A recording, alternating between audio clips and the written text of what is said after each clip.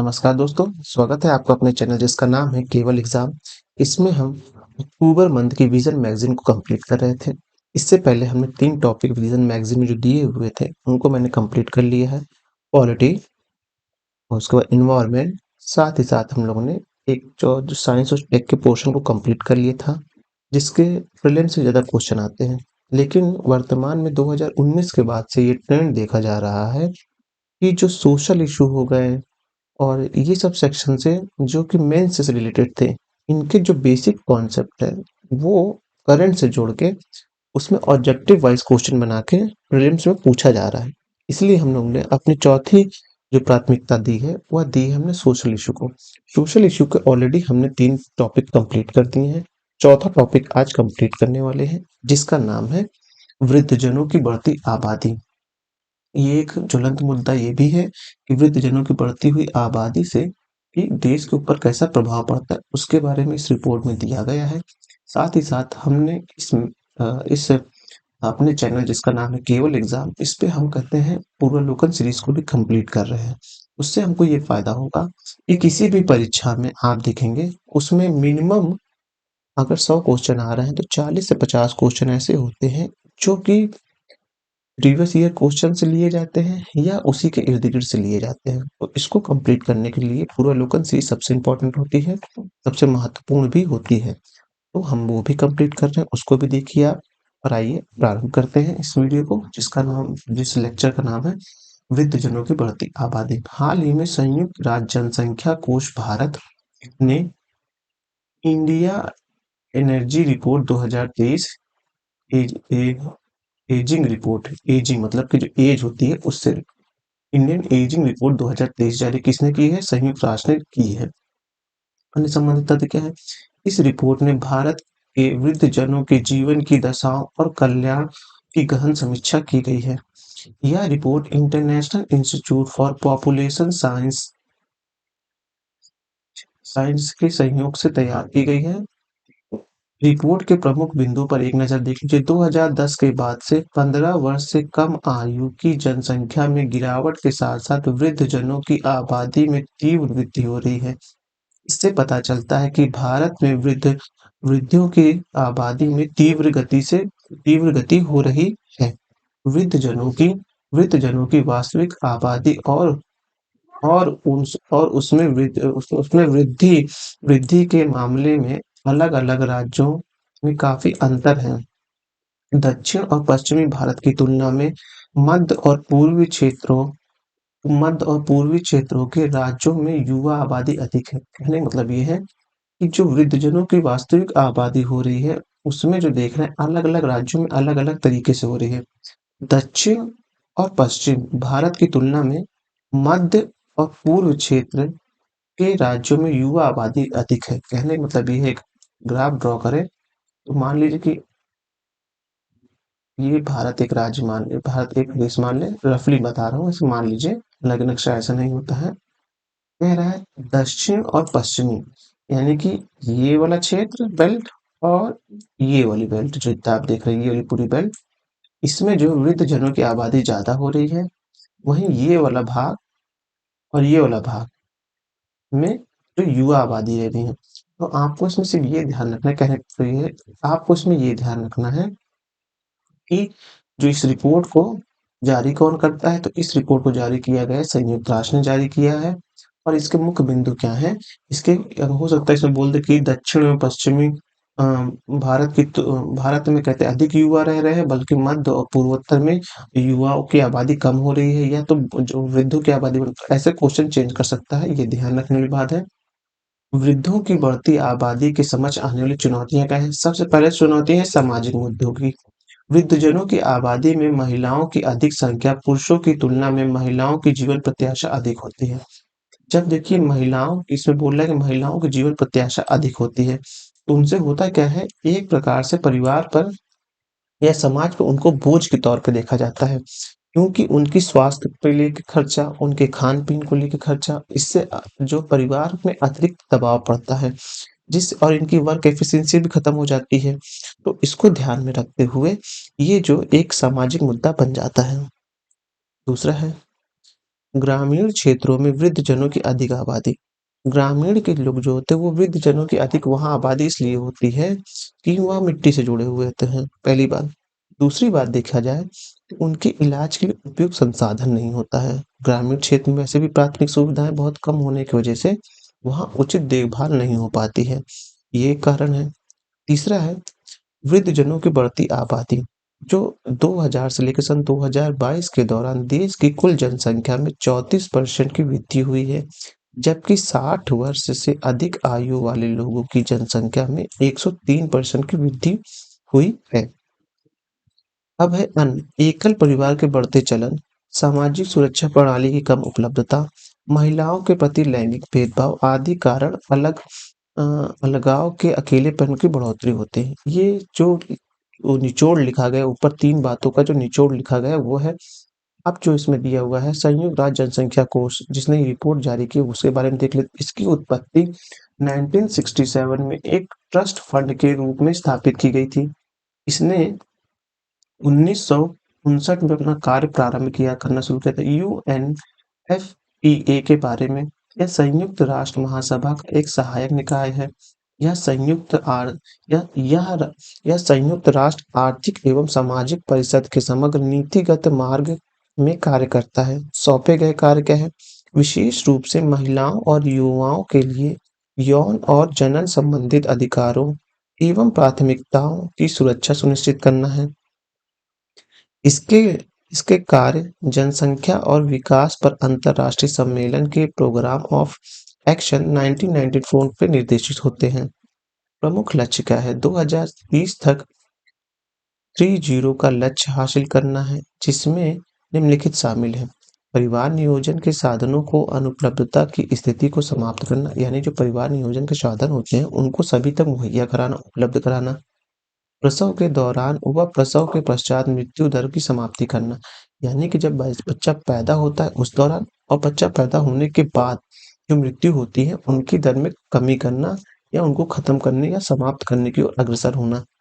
Gender आधारित हिंसा और हानिकारक पदार्थों को समाप्त करना, यानी जो लिंग आधारित जो जेंडर आधारित हिंसा होती है, जैसे महिलाओं के प्रति होती है, तो ये सब क्या होता है? ये एक हानिकारक होता है और साथ ही साथ जो ऐसे पदार्थ होते हैं जो समाज में किसी हिंसा को बढ़ावा देते हैं, उनको खत्म करने की बात कही गई है। अब है अन्य प्रमुख एजेंसी जानकारी देख लेते हैं। यह जमीनी स्तर पर कार्य करने वाले कई अन्य विकास और मानवीय एजेंसी विशेष रूप से डब्ल्यूएचओ, यूनिसेफ, यूएनडीपी तथा यूएनएआईडीएस के साथ सहयोग करते हैं। यह 150 से अधिक देशों और क्षेत्रों में काम करते हैं। यह state of world population report जारी करते हैं। क्या करते हैं ये जारी करते state of world population report भी जारी करते हैं। अब आर्थिक बोझ जो बोला था कि इनके तो चुनौतियों की बात जो देख रहा था उसमें मुद्दे क्या थे? सामाजिक मुद्दे हो गए। अब है अन्य में देखते हैं आर्थिक बोझ क्या है? इसमें श्रम बल और सार्वजनिक बचत की कमी तथा वृद्ध आयु की आय सुरक्षा के साथ-साथ राष्ट्रीय स्तर की उत्पादकता में भी गिरावट आएगी। स्वास्थ्य सेवा और दीर्घकालीन देखभाल। वृद्धजनों और अक्सर अधिक व्यापक स्वास्थ्य सेवाओं और दीर्घकालीन देखभाल की आवश्यकता होती है। इससे स्वास्थ्य देखभाल प्रणाली भी बढ़ती है।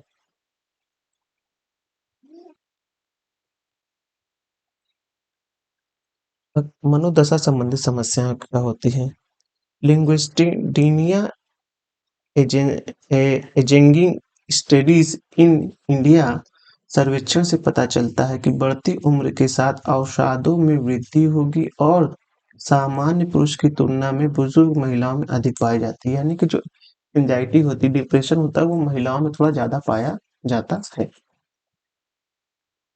देख लेते हैं कुल जनसंख्या में वृद्धजनों के बढ़ते अनुपात में योगदान देने वाले कारक देख लेते हैं। मतलब कि क्यों जो है वृद्धजनों की जनसंख्या बढ़ रही है वो देख लेते हैं।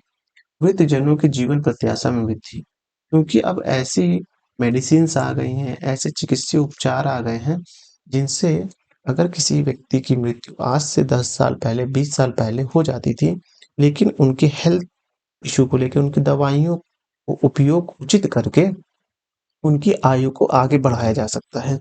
मतलब आयु बढ़ा में मतलब किसी की मृत्यु हो रही है, तो उसे अच्छा ट्रीटमेंट देके कुछ समय के लिए उसको रोकना या कुछ समय तक, हालाँकि अंततः सभी का अंत होना है, लेकिन जो इससे जीवन प्रत्याशा होती है वो बढ़ जाती है। दूसरा है जनन क्षमता में कमी। वर्तमान पीढ़ी जो है वो वो वर्तमान पीढ़ी जो है वो जो है बच्चे कम पैदा कर रही है। उनकी इच्छा, क्योंकि महँगाई और सबके साथ सबकी अपनी एक लाइफ़स्टाइल चेंज हो रही है, जिसकी वजह से जनन क्षमता में भी कमी आ रही है। साथ ही मृत्यु दर में भी कमी है। ये भी आयुर्वेद के कारण हो रहा है, ये आप देख रहे हैं। मतलब आयुर्वेद मतलब कि चिकित्सीय प्रणाली के द्वारा ऐसा हो रहा है। वृद्धजनों की बढ़ती आबादी को अवसर में बदलने के तरीके क्या हैं? मतलब कि जो हमारी वृद्ध आबादी है, उसको कैसे, जो हमारे पर भी बोझ की तरह देखी जाएगी, उसको हम अवसर मतलब कि योग्यता, उसको योग्य कैसे कर सकते हैं? वृद्धजनों जो पहला है वृद्धजनों द्वारा संचालित स्वयं सहायक समूह को बढ़ावा देना। जो जो स्वयं सहायक समूह होते हैं, उनको अगर बढ़ावा हम देंगे तो वो अच्छा उसका उपयोग हो सकता है। वो आजीविका मिशन से भी जोड़ा जाना चाहिए। इसमें अधिक उत्पादकता और आत्मनिर्भरता बनती है। दूसरा है वृद्ध श्रमिकों को विनियमित करना। ये बोल रहा है वृद्ध श्रमिकों की सरकारी निगरानी में लाया जाना चाहिए। साथ ही इनके लिए एक विनियामक निकाय स्थापित करना चाहिए। इस तथ्य पर ध्यान देना आवश्यक है कि वृद्धजनों की देखभाल वृद्धाश्रम के बजाय घर में बेहतर तरीके से हो सकती है। सिल्वर इकोनॉमी को बढ़ावा देना उस अ, सिल्वर इकोनॉमी को बढ़ावा देना, इसमें उन सभी आर्थिक गतिविधियों, उत्पादों और सेवाओं को शामिल किया जाता है जो 50 वर्ष से अधिक आयु के लोगों की जागरूकता को पूरा करने के लिए डिज़ाइन किया गया है। डिजिटल इकोसिस्टम का लाभ उठाना, वृद्ध आबादी के बीच डिजिटल साक्षरता को बढ़ावा देने देने से उनकी उत्पादकता बढ़ेगी। साथ ही इससे अर्थव्यवस्था में उनके एकीकरण को भी बढ़ावा मिलेगा। जागरूकता अभियान उनके लिए सॉरी वरिष्ठ नागरिकों में उनके लिए बनाई गई अनेक योजनाओं और कार्यक्रम के बारे में जागरूकता का अभाव है। लिंग longitudinal ageing ageing study in India report के अनुसार केवल 12% वृद्धजनों को ही भरण-पोषण एवं कल्याण अधिनियम 2007 के बारे में पता है। डेटा देख लेते हैं। 1.1 बिलियन पूरे विश्व में 2022 में 60 वर्ष या उससे अधिक की उम्र के 1.1 बिलियन लोग थे। 20.8%। 2050 तक कुल आबादी का 60 वर्ष और उससे अधिक उम्र के लोगों का हिस्सा 20.8% होने का अनुमान है। यह 2022 के यह 2022 के हिस्से से 10.5 से लगभग दोगुना है। 2.5%। लासी के सर्वेक्षण के अनुसार भारत में 2.5% बुजुर्ग पुरुष और 8.6% बुजुर्ग महिलाएं अकेले रहती थी या हैं या रहते थे या थी। महिलाओं के लिए और पुरुषों के लिए बोला जा रहा है। 30% बुजुर्ग महिलाएं और 28% बुजुर्ग पुरुष किसी न किसी दीर्घकालीन क्रानिक बीमारी से ग्रस्त हैं। तो बोल रहा है कोई ना कोई जो diabetes, high blood pressure, low blood pressure इस जैसी बीमारियों से जो है ग्रसित है। अन्य तथ्य क्या है? वृद्धजनों की देखभाल में कॉर्पोरेट क्षेत्रों की भागीदारी को बढ़ावा देना चाहिए। वृद्धजनों के लिए सेवाओं का विस्तार करना चाहिए। इसमें घर पर ही स्वास्थ्य देखभाल, क्रच जैसी सुविधाएं और सुसज्जित ब्लेंडेड केयर सेंटर और जीवन संबंधित सहायता सुविधा शामिल है। आय अनुकूलन अवसंरचना का विकास करना। अब वैश्विक स्तर पर की गई पहले क्या थी ये देख लेते हैं। Madrid international plan of action and ageing 2022 थी। सतत विकास लक्ष्य सतत विकास लक्ष्य जो एसडीजी मॉडल 3 है, सभी उम्र के लोगों का स्वास्थ्य जीवन कल्याण सुनिश्चित करना। संयुक्त राष्ट्र स्वास्थ्य वृद्धावस्था दशक 2020 से 30 बनाया जा रहा है। भारत सरकार द्वारा की गई पहल क्या है? संवैधानिक पहल देख रहे हैं, अनुच्छेद 41 में वरिष्ठ नागरिकों को कल्याण सुनिश्चित करने का उल्लेख किया गया है। अनुच्छेद 41 किसमें आता है? अनुच्छेद 41 आता है भाग 4 में आता है। और भाग 4 को किस नाम से जाना जाता है? इससे जाना जाता है नीति निर्देशक तत्व के नाम से जाना जाता है। नीति निर्देशक तत्व भारत में के संविधान में कहाँ से लिए गए हैं? वह लिए गए आयरलैंड से लिए गए हैं। ये जो बेसिक इन्फॉर्मेशन थी ये पता होना चाहिए। मान लीजिए यही क्वेश्चन पूछ लेता है कि ऐसे कि वृद्धजनों से संबंधित जो पहले की गई हैं वह अनुच्छेद 41 में की गई, पहला ऑप्शन बना दें। ठीक है। फिर बोल दे नीति निर्देशक तत्व में की गई है, दूसरा ऑप्शन बना दे। फिर बोल दे कि आपका ये भाग 4 में है, ये ऑप्शन बना दे। अब जो वो बना दे, ऑप्शन बना दे, ए बी सही है, ए बी सी तीनों सही है। फिर आप बनाएगा ए और डी सही है। फिर बना दे ए और बी सही है, तो ऑप्शन जो होगा ए बी सी यानी कि तीनों सही है। इस तरह के क्वेश्चन बनाने की संभावना ऐसे होती है। अगर बन जाए तो ठीक है, नहीं बन जाए तो लेकिन ध्यान रखना चाहिए। कानून और नीतियां क्या है? वरिष्ठ नागरिकों का भरण पोषण और कल्याण अधिनियम 2007 है। राष्ट्रीय वृद्धजन नीति जो है 1999 की है। वरिष्ठ नागरिक कल्याण कोष 2016 का है। सामाजिक सुरक्षा और कल्याण योजना इंदिरा गांधी राष्ट्रीय वृद्धा पेंशन योजना 2007 यह राष्ट्रीय सामाजिक सहायता कल्याण के 5 उप योजनाओं में से एक है।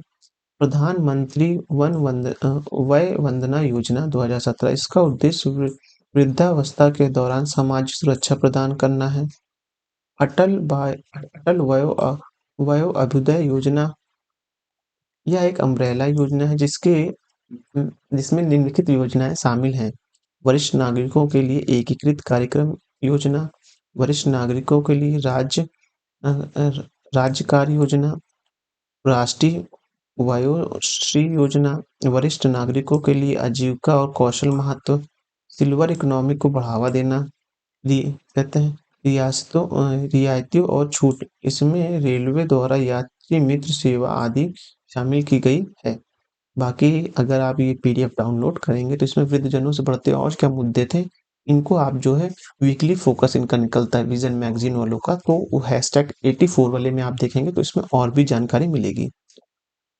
अब अगला टॉपिक है नोबल शांति पुरस्कार 2023 महिला अधिकार पर दिया गया नोबल का शांति पुरस्कार जो होता है वो जो है किसमें दिया गया है? वो महिला अधिकार से प्रेरित है। हाल ही में ईरान के मानवाधिकारी कार्यकर्ता नरगिम नरगिम मोहम्मदी को नोबल पुरस्कार नोबल का शांति पुरस्कार से सम्मानित किया गया। ध्यान रखना है इसमें एक नाम, पहला तो जिनको दिया गया वो किस देश से? वो ईरान के हैं। दूसरा क्या है? उनका नाम क्या है? नरगिम मोहम्मदी उनका नाम है। ये दोनों याद रखना है। अब है अनसंबंधित तथ्य। नरगिम मोहम्मदी एक वैज्ञानिक, पत्रकार और मानवाधिकार कार्यकर्ता हैं। वे ईरान में महिलाओं के दमन के विरुद्ध संघर्ष में अहम भूमिका निभा रही हैं। इसके अलावा नरगिम मोहम्मदी सभी के लिए मानवाधिकार और स्वतंत्रता को बढ़ावा देने के लिए भी संघर्ष लगातार कर रही हैं। नोबल समिति द्वारा पुरस्कार के लिए नरगिम मोहम्मदी का चयन वैश्विक स्तर पर राजनीतिक और सामाजिक आंदोलन का नेतृत्व करने वाली महिलाओं की पहचान को मान्यता प्रदान करने की प्रतिबद्धता को दर्शाता है। अब देख लेते हैं नोबल शांति पुरस्कार के बारे में देख लेते हैं। नोबल शांति पुरस्कार अल्फ्रेड नोबल की विरासत द्वारा स्थापित 5 मूल नोबल पुरस्कारों में से एक है। यह पुरस्कार उस व्यक्ति या संगठन को दिया जाता है, याद रखिएगा संगठन को भी दे सकते हैं, ऐसा नहीं संगठन को नहीं, संगठन को दिया जा सकता है जिसमें राष्ट्र के बीच बंधुता, स्थानीय सेवा और स्थानीय सेनाओं को समाप्त करने या उसमें कमी करने के लिए और पेरिस कांग्रेस के आयोजन एवं प्रचार के लिए सबसे अधिक या सर्वोत्तम कार्य किया हो। यह पुरस्कार व्यक्तियों और संगठनों दोनों को प्रदान किया जाता है। प्रथम नोबल पुरस्कार 1901 में प्रदान किया गया था। अब है वैश्विक महिला अधिकार आंदोलन के बारे में अलग-अलग देशों में महिलाओं के अधिकार संबंधित आंदोलन की सक्रियता में विविधता पाई जाती है। यह विविधता उनके इतिहास, सरकार के स्वरूप, आर्थिक मॉडल, सांस्कृतिक और राजनीतिक रूपों के आधार पर निर्भर करती है। यूएन वुमेन यूएन वुमेन और नारीवादी विद्वान एवं कार्यकर्ताओं के रूप में महिलाओं के अधिकार के लिए वैश्विक आंदोलन को 4 चरणों में विभाजित किया गया है। पहला चरण 19वीं सदी के अंत और 20वीं सदी की शुरुआत में मुख्य रूप से पश्चिमी देशों में शुरू हुआ। इसका ध्यान इसका ध्यान विशेषकर महिलाओं को मताधिकार यानी मत का अधिकार जैसे देने कानूनी मुद्दे पर केंद्रित था। इसके अतिरिक्त इस चरण में परिवार के भीतर समान अधिकार, रोजगार के समान वेतन और उच्च शिक्षा तक पहुंच की मांग थी। दूसरा चरण क्या था? दूसरा चरण था महिला आंदोलन का, वो था 1970 से लेकर 1980 के दशक में था। यह चरण व्यापक युवा आंदोलन का हिस्सा था। इस यह आंदोलन उच्च शिक्षा के विस्तार से उत्पन्न था। आंदोलन का दूसरा चरण संयुक्त राज्य अमेरिका में नागरिक अधिकार आंदोलन, रंग भेद के विरुद्ध आंदोलन और वियतनाम युद्ध से प्रेरित था। दूसरे चरण की शुरुआत में कार्यकर्ता कट्टरपंथी और आलोचनात्मक दोनों प्रकार के थे। कई नारीवादी विचारधारकों के बीच साझे मौलिक सिद्धांतों में निम्नलिखित शामिल थे। पहला आप देखेंगे स्वायत्तता का समर्थन करना। दूसरा है महिलाओं को अपने स्वयं के एजेंट को परिभाषित करने के अधिकार पर जोर देना। यहाँ तक कि राजनीतिक संगठनों और पार्टियों में शामिल होते हुए भी महिलाओं ने अपने एजेंटों को स्वयं निर्धारित करने की मांग की थी। इस चरण की गतिविधियों में न्याय संगत वेतन और प्रजनन के अधिकार से संबंधित अभियान का समर्थन, महिला केंद्रीय पत्रकार और प्रकाशन संस्था को स्थापित करना है। तीसरा चरण देखेंगे, यह चरण मुख्य रूप से 1980 से 1990 के दशक की गतिविधियों से संबंधित था। इस दौरान विशेष रूप से नारीवादियों और नारीवादी विचारधारा के समर्थन की मुख्य धारा राजनीतिक में क्रमिक प्रवेश हुआ। इसे तीसरे चरण की शुरुआत माना जाता है। इस चरण की 3 महत्वपूर्ण तत्वों निम्नलिखित शामिल हैं। नीतिगत मामलों में सक्रियता को महत्व देना अर्थात नीतियों को महिला केंद्रित बनाना। ग्लोबल साउथ में नारीवादी आंदोलन और अधिकारों को समर्थन को मजबूत करना। तीसरा है महिलाओं से संबंधित अध्ययन को एक विशेष रूप से समेकित करना।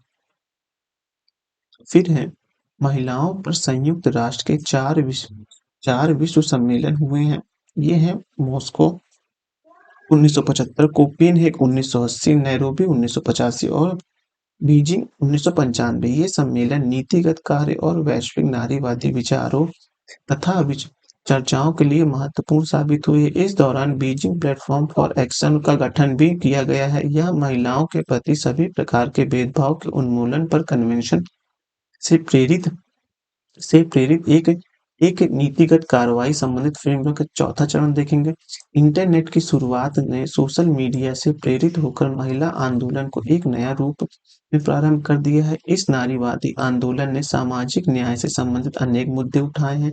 इसमें नस्ली समानता, प्रवासन सुविधा, जनन अधिकार, पर्यावरण और LGBTQIA के अधिकार शामिल हैं। इस चरण को 3 उदाहरण में शामिल है। पहला है ब्राजील, यहाँ पहले से प्राप्त अधिकारों की रक्षा के लिए प्रयास किए गए हैं। भारत है, यहाँ जेंडर आधारित हिंसा के विरुद्ध अभियान शुरू किया गया है। मलावी में देखेंगे तो यहाँ न्याय और मान्यता प्राप्त करने के लिए LGBTQIA+ कार्यकर्ताओं को सक्रिय रूप से कार्य किया है। अब देखेंगे महिलाओं द्वारा जो एक इंफोग्राफिक दी हुई है, देख लेते हैं। महिलाओं द्वारा सामना किए जाने वाली समसामयिक जो समस्याएं हैं, मतलब वर्तमान की जो समस्याएं हैं, उनको बारे में देखना। एक है सामाजिक, लैंगिक भूमिका को लेकर रूढ़िवादिता, कम लिंगानुपात, महिलाओं के खिलाफ हिंसा इत्यादि है। दूसरा आप देखेंगे राजनीति राजनीति और अन्य सरकारी संस्थाओं को कम प्रतिनिधित्व देना, आर्थिक पुरुष और महिलाओं के वेतन में अंतर, मातृत्व अवकाश न मिलना इत्यादि। हाँ, ये सब जो आप देखेंगे ये जो उनके समक्ष चुनौतियाँ हैं, निष्कर्ष क्या है ये देख लेते हैं। नारीवादी एक प्रकार की विवादास्पद राजनीति का एक पहलू है जो वैश्विक सामाजिक आंदोलन का प्रतिनिधित्व करता है। साथ ही इसका महत्व निरंतर बना हुआ है। हालांकि प्राथमिकताओं और हालांकि प्राथमिकताओं और व्याख्याओं से भिन्न हो सकती है, लेकिन अलग-अलग देशों, क्षेत्रों तथा दशकों में नारीवादियों द्वारा व्यक्त किए गए कई मांगों में काफ़ी समानताएँ हैं। यह लैंगिक असमानता की स्थानीय प्रकृति और नारीवादी एजेंट एजेंट की मांगों को पूरा करने में प्रगति की क्रमिक गतियों को रेखांकित करता है। भारत में महिला आंदोलन का विकास देख लेते हैं, ये थोड़ा ऐतिहासिक पृष्ठभूमि ये देख लेते हैं। मेंस के साथ-साथ प्रीलिम्स के लिए भी इम्पोर्टेंट हो सकते हैं।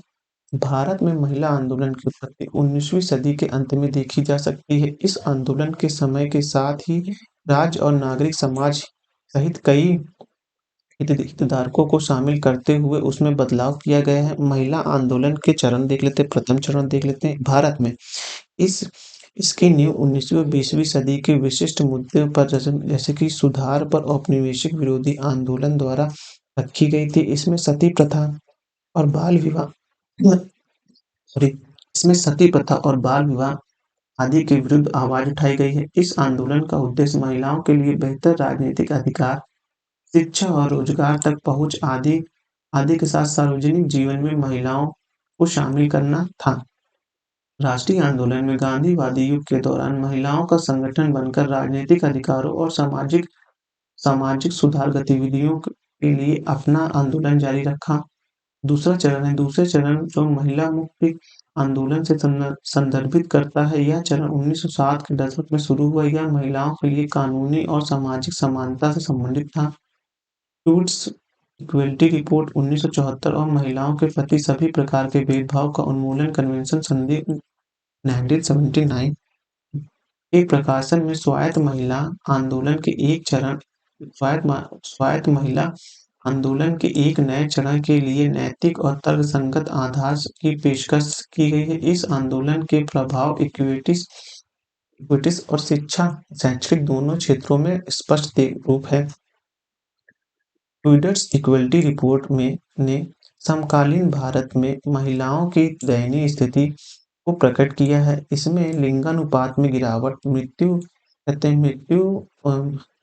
महिला मृत्यु दर और अस्वास्थ्य की बढ़ती दर, महिलाओं की आर्थिक हाशिए पर होने और भेदभावपूर्ण पर्सनल लॉ संबंधित खामियों का जिक्र किया गया है। इस आंदोलन का प्रमुख चरण 1973 का चिपको आंदोलन था, जिसमें महिलाओं ने पर्यावरण आपदाओं और आर्थिक नीतियों के खिलाफ अपने अधिकारों की रक्षा के विरुद्ध प्रदर्शन किया था। पहले और दूसरे चरण के बीच मुख्य अंतर यह है कि पहले चरण में समर्थक महिलाओं की ओर से पुरुष द्वारा किया गया था, जबकि दूसरे चरण का नेतृत्व स्वयं स्तर पर महिलाओं व स्वयं नियोजित महिला संघ जैसे महिला संगठनों द्वारा किया गया था। तीसरा चरण है, इस चरण की शुरुआत 1990 के दशक में हुई थी। यह नई औपनिवेशिक व नव उदारवादी विश्व व्यवस्था से उभरकर सामने आई थी। तीसरी लहर में सामुदायिक उद्देश्यों को व्यक्तिगत अधिकारों की ओर ध्यान केंद्रित करते हुए सार्वभौमिक नारीत्व विचार का खंडन कर दिया।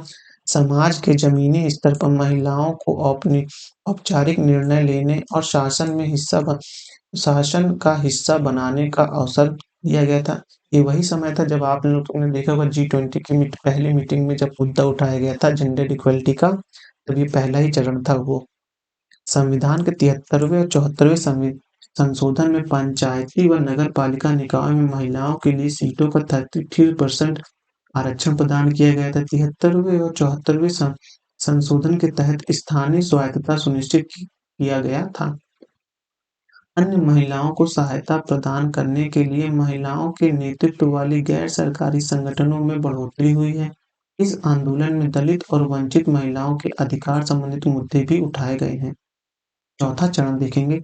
हालांकि वर्तमान में इस पर बहस चल रही है, लेकिन कुछ लोग दावा करते हैं कि नारीवादी का चौथा चरण 2012 के आसपास शुरू हुआ था।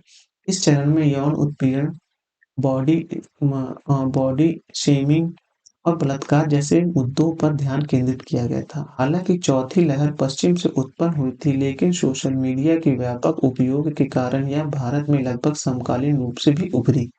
इस लहर का एक प्रमुख घटक सोशल मीडिया का उपयोग था। इस कारण महिलाओं के मुद्दों पर स्थानीय विरोध के साथ-साथ वैश्विक आक्रोश भी देखे गए। उदाहरण के लिए हैशटैग मीटू आंदोलन जो 2018 में मुझे याद आ रहा है जो चल रहा था काफ़ी ज़्यादा चरम पे था, वो था हैशटैग मीटू आंदोलन, ये याद रखिएगा।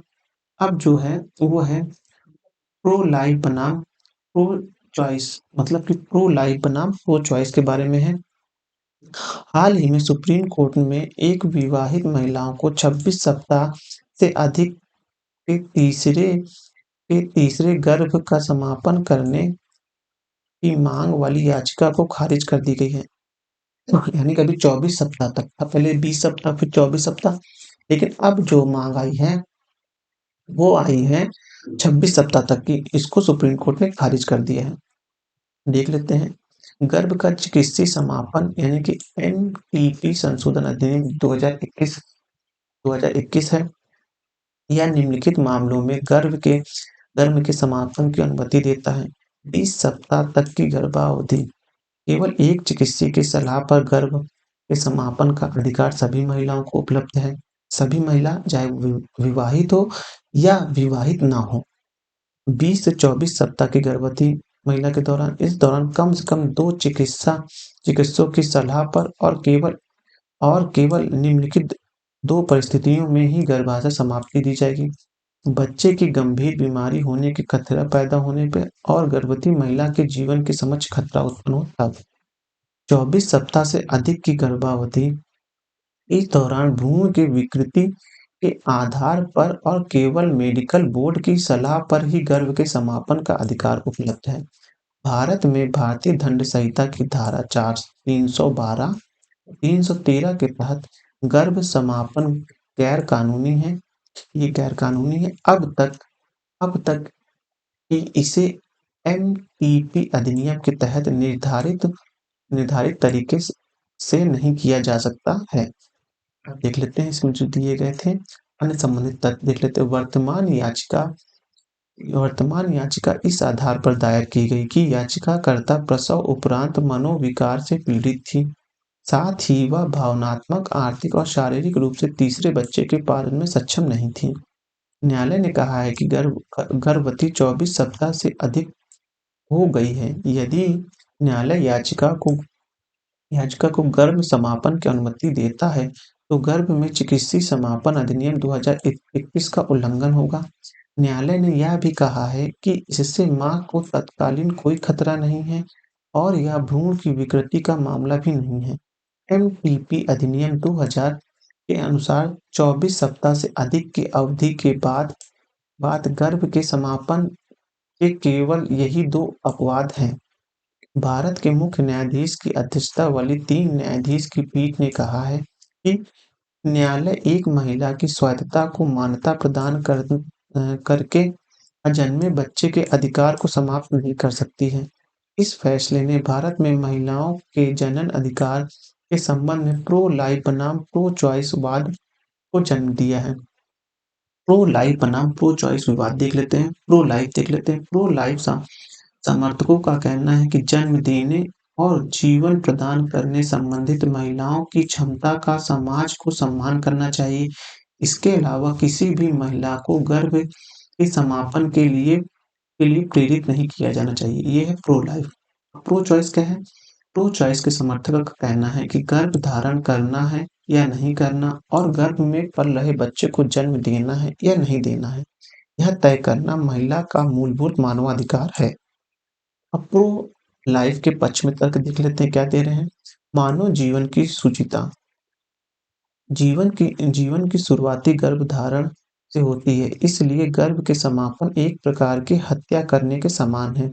गर्भ का समापन एक ऐसी संस्कृति को बढ़ावा देता है जिसमें मानव जीवन को वस्तु के रूप में देखा जाता है। लिंग चयन पर आधारित गर्भ का समापन। गर्भ के समापन की अनुमति देने से यह संभव है कि यह नियोजित पितृत्व का हिस्सा बन बन सकता है। इससे लिंग चयन पर आधारित गर्भ के समापन का मार्ग खुल जाता है। गर्भवती महिलाओं के लिए सहायक है। माता-पिता के मानसिक स्वास्थ्य समस्याओं का समाधान करने के लिए सामाजिक और पारिवारिक समर्थन प्रदान किया जाना चाहिए, ना कि गर्भ का समापन किया जाना चाहिए। धर्म और नैतिक विश्वास। कई प्रो लाइफ समर्थकों ने के विचार धर्म या नैतिक मान्यताओं पर आधारित है। इसमें गर्भ समापन को नैतिक रूप से अस्वीकार माना गया है। फिर उसके बाद भ्रूण के विकास के समक्ष की प्रगति। चिकित्सीय